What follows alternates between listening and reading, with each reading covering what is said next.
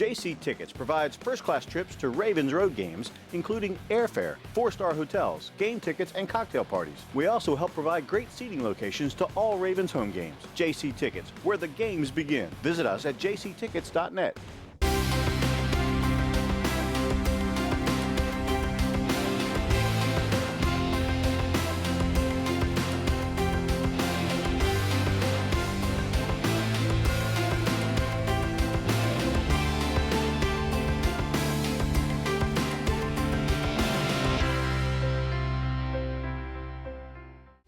Ravens Wrap is sponsored by Bud Light, jctickets.net, Geico Insurance, Dunaway Furniture, Ocean City Golf Club, RussellStreetReport.com, Comfort Inn Gold Coast, Holiday Inn Express, BuyAToyota.com, your official site for Toyota deals, the original Green Turtle, hosted by the Blue Ox Bar and Grill.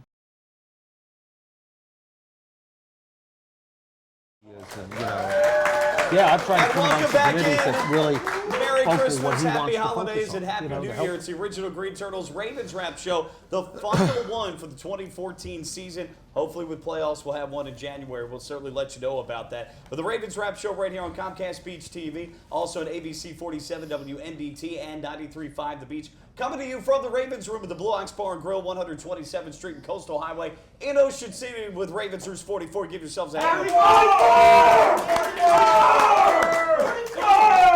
Coming up 1 o'clock Sunday kickoff in Houston as the Ravens take on the Texans Network pregame on 93.5 The Beach at 12:30. Don't forget our radio show airs that is at 11 a.m. and on ABC 47 WNBT Saturday night 7:30, Sunday at noon, and on Comcast Beach TV Thursday through game day. We air at all various times, so you're bound to catch us somewhere here on the peninsula. Mike Bradley from 105.7 The Fan in Baltimore, and locally mornings 5 to 9 on 92.7 WGMD.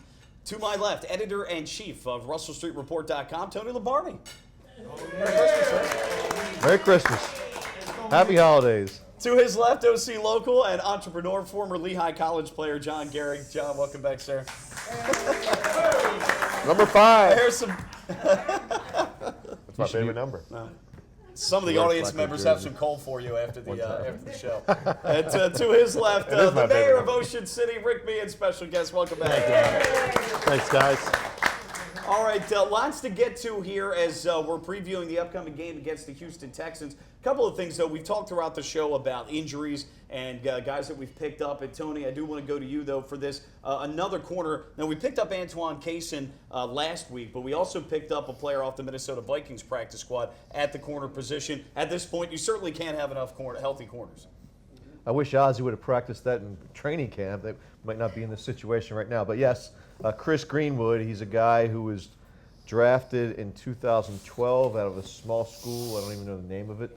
And yeah, Albion College. Yeah, he was the only knock against him coming out was that he didn't, go against good competition. But he has a 43-inch vertical. He's 6'2", so he can challenge those big guys. Yeah, 193 pounds. Yeah, he's a little light on the muscle mass, I think. But he probably isn't a good press cover guy. But I think he's a guy to compete for those jump balls and whatnot. And he's, like I said, 43-inch vertical, 4.42 running. So I guess he can't be all that. He was on a Vikings practice squad, but he's a somewhat warm body. Your starting corners, though, right now, Lardarius Webb and Rashawn Melvin? Probably Anthony Levine. Or Anthony Levine, I'm sorry. Okay, and then Melvin is your third guy, then. I like to see Melvin get a lot of rhythm going because that means that you don't put Matt Elam in the nickel situation. Matt Elam drives me nuts. Yeah. Well, Elam, if you reorganize his last name, you know what it spells? No. Word. Lame. Oh, lame. Okay. Doing a word scramble. Your starting safeties, Will Hill, Darian Stewart. Yeah. Those are your guys. Although we've seen some other guys get some time back there, and it's a mix of different guys. I guess depending on the scheme that they dial up. It is, but I've heard a lot of people that defend Matt Elam and say, well, they don't have him playing in the right position. I think after 2 years, they probably tried him just about everywhere, and they're still looking for a place for him to be successful. Jeremy Miles, though, having some success at safety. He's played well back special there. Teams as well. Yeah. Yep. By the way, speaking of special teams, hats off to Kamar Aiken, who had some nice plays on Sunday. he's been like Johnny on the spot and doing some good things, filling in as a receiver. So that's been a really nice acquisition as an undrafted free agent. Well, not undrafted. I think he was with Tampa last year, or he was with another team last year. So he's a 2-year veteran. John, as we talked about in previous shows, though, no matter who you're going up against receiving core-wise, and the Texans do have some pretty good receivers in Hopkins and certainly Andre Johnson, we can't overlook anybody because we're pretty average secondary back there, so they're going to have to obviously bring their best game every week. It'll be a challenge. We're going to have to get some pressure. I mean, look, against Jacksonville, they give up the most sacks in the league by a wide margin. So Houston gives up a third of the sacks that Jacksonville does. So we're going to have to, get some pressure. I don't know who the quarterback's going to be. I guess Keenum or Lewis. Thad Lewis.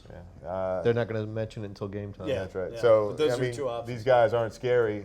You can throw Andre Johnson, one of the best ever out there, but he's on the downside of his career, Rick. So I don't think this is a good matchup for our lame secondary against lame quarterback. Well, it definitely is. I mean, the fact that they're not announcing who it is, I mean, I don't know what kind of tactic that really is, whether it's Keenum or it's Thad Lewis. This is just what the Ravens secondary needs, really. I mean, so, it's unfortunate, really, for the team to be down to that level of their quarterbacks, as we've been talking about. But this should be a game that the Ravens take advantage of that weakness. But, Arian Foster is still one of the best in the league, so we're going to have to definitely be loading up to stop him. 1,127 yards, right, 5 yards a carry, just about. And John, you're right. You make them, make You're them going to throw stack the the football. line. Yeah. I mean, you have to. As crazy as that sounds with our secondary not being as strong, I think there's no question Houston's quarterbacks, or whoever it is, they're going to lean on that running game. Yeah. And last year he didn't have a big game. I think the Ravens won that game 30-9 or something like that. And I think Foster was like 12 carries, 50 yards. You just need to hit him. yards. He's one of those introspective, sensitive type guys. He's like probably meditating on. Needs the a little sideline. makeup. Yeah. He just needs to be hit or knocked around, and he'll go back meditate or something. We were talking about we don't know which quarterback it's going to be, Case Keenum or Thad Lewis, but Keenum does have at least a little bit of NFL playing experience, and he's played for Houston, but he's bounced around, undrafted out of Houston, but he did get picked up by the Texans, has played with them. He was on the Rams practice squad, but got signed off of their squad to join them, and obviously we'll see who ends up starting. My guess would be it will be Case Keenum. He has a strong arm, but he still is wet behind the ears and needs a lot of experience. So you'd think the Ravens stop the run and then when they can set up third and long situations to blitz him, no question. Guys, and coming in, just some playoff scenarios here before we break down more of the game. The Ravens will clinch a playoff spot with a win, a Steelers loss, and a Cincinnati loss. The other two scenarios are a Ravens win, a Kansas City loss or tie, and a San Diego loss or tie. Third scenario, a Baltimore tie, Kansas City loss, San Diego loss, and a Buffalo loss or tie. Pick your scenario here. Tony, Just at the win. end of the day, That's just my win. scenario. Just Win. Yeah, I like that. Pull for the Broncos, and we'll be in good shape. Yep. And since Pittsburgh's playing Kansas City, that works in there a couple of That's a different tough ways. game. Yeah. Yeah, so And Cincinnati and Pittsburgh still have to play each other as well before the season's out. Of course, we got Cleveland next week, but one game at a time with the Texans, who are 7-7. We talked about, though, with what they have to throw out against this Arian Foster. We're good at stopping the run, but he'll present a challenge. Andre Johnson, DeAndre Hopkins are their top two receivers. Tony, a lot of guys, though, on the injury list for the Texans as of Wednesday. Yeah, they've got three important guys with ankle injuries. There's Brian Cushing, and there's Hopkins. He missed practice on Wednesday with an ankle injury, and so did Jonathan Joseph. And Joseph, I think it's almost mandatory he picks off one Joe Flacco pass every time he faces him. So he did Former that. Cincinnati Bengal. Yeah. So it seems like he always has his way with Joe. But so those guys did not practice on Wednesday. Sometime if Thursday is going to be important to determine if they play on Sunday. And Arian Foster missed practice. Yes, he did. And Andre Johnson, of course, coming off. He didn't play last week. So John, I guess we don't know. Yeah. John, having played tight end and on the line, the one guy obviously we can't forget about is J.J. Watt. And I don't ever want to see a stretch play on Sunday where we don't account for him on the weak side and he comes down the line and crashes and blows up running plays. I don't care if you're going away from him. You always have to account for him. That guy is a beast, the athleticism. He's one of the most dominant players in the league defensively, I think, since Lawrence Taylor. Well, it's all a matter of counting. And if we count, we'll be all right. But, How about pointing him out like, oh, that's Troy Polamalu who's going to come off the edge. That's right. But we're going to have to block. You're right. I mean, he's one of the most disruptive players in the entire league. And, I mean, he may even catch balls. He may actually play quarterback this week. Yeah, I was going to say they might need to, yeah. But he's a beast, and he's the type of guy that plays desperate all the time. I mean, you got to love these guys. Rick, I love watching him play, except when he's playing my team. Yeah, he's got the athleticism and he's got that motor. I mean, he never gives up on any play. He's on one side of the field. The next thing you know, he's all the way over on the other side of the field. I mean, this guy is going to give 150%, and he's going to do everything he can to disrupt whatever scheme the Ravens play. You have to use, Tony, his aggressiveness against him. You do, and last year he had 1 sack against the Ravens, and this year he's going up against his old college buddy, Rick Wagner. They played together at Wisconsin. Yep. And, you know, even with him on the field, and Clowney was on the field with him for a few games, I mean, they're kind of middle of the pack, middle towards the bottom of the pack in sacks. I mean, it's not all about sacking the quarterback. Well, Watt has 16 and a half. Yeah. He makes up a lion's share I of think that. they have like 33 as a team, something Yeah, like that. yeah. So he makes up 31, and he makes up the lion's share of those sacks. Yeah. No question about it. So account for him. Now, the Texans defensively, 24th overall. They're 14th against the rush, so they're middle of the pack. 26th against the pass. Offensively, 4th against the rush, offensively, they're 4th rushing the football and passing 25th. But we know the situation at quarterback, and we know what they're going to rely on. But, Tony, how do you win this game offensively against them? Offensively, you got to throw the ball. You throw the ball to set up the run. Yeah. I think that we saw that last week when the Ravens tried to jam it down the Jaguars' throats. They're going to try to take that run away. So they know Gary Kubiak's tendencies, and they know what he's going to try to do is to set up the play action. I think you go the opposite way this time. You set up the run with short passing game. And Jonathan Joseph, who we've talked about, he knows Flacco from his days playing for the Bengals. Yeah, I agree with Tony 100% here. It's balanced approach is going to win the game. I mean, you're just going to have to catch them with your personnel groupings and take advantage of what they react with. We have the personnel to be able to run or pass at any given with any personnel grouping. Just need to take advantage of that. And a balanced approach, Rick, I think, is going to take care of it. Yeah, and I think we're going to be able to wear down their defense. Did I hear you say we? I did say we, and I caught myself. But I did say that. But for this game, we got him. You did get me. Well, I don't have a whole lot to root for right now. So we got 45 seconds. What's your prediction, Rick? 27-13. Okay, but wearing down the defense. So. Wearing down the defense. I think it's 27-13 Ravens. I think Tucker's been kicking field goals, 100 field goals a day here since this last week. I'll say 27-14. We got to go.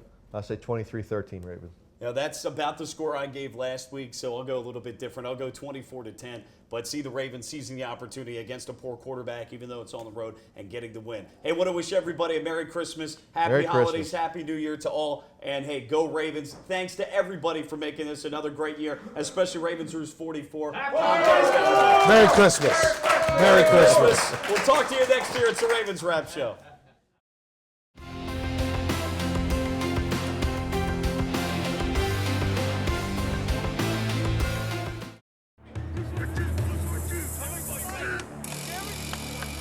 What's this all about? We're giving Rich the NFL experience of a goal line dive. Really?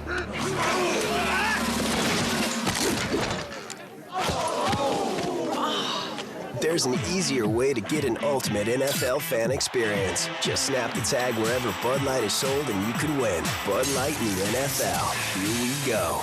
Did I make it? On the internet, yes. Into the end zone, no.